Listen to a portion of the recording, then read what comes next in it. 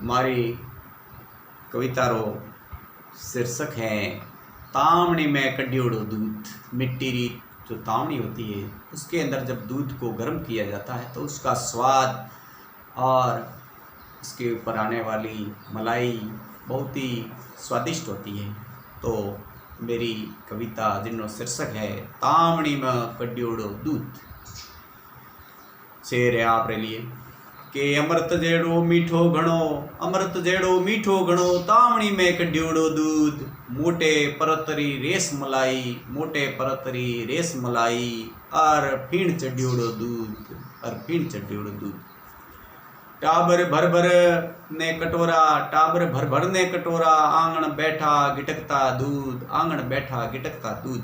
मोठ बाजरे रे खिसड़ सागे, मोठ बाजरे रे खिसड़ सागे, सगड़ा रबड़क खाता दूध। माटी रा बर्तन माए काट न कलूट बगैर दूध, काट कलूट बगैर दूध। न किणी तरेरो मिलावट, नित पीवता घोटर दूध, नित पीवता घोटर दूध।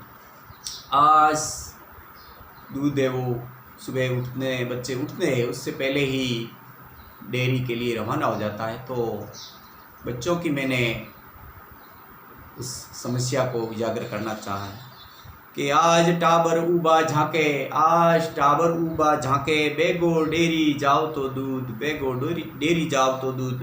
न माटीरा बर्तन रहा, न माटीरा बर्तन रहा, न रहो कड्योड़ो दूध, न रहो कड्योड़ो दूध।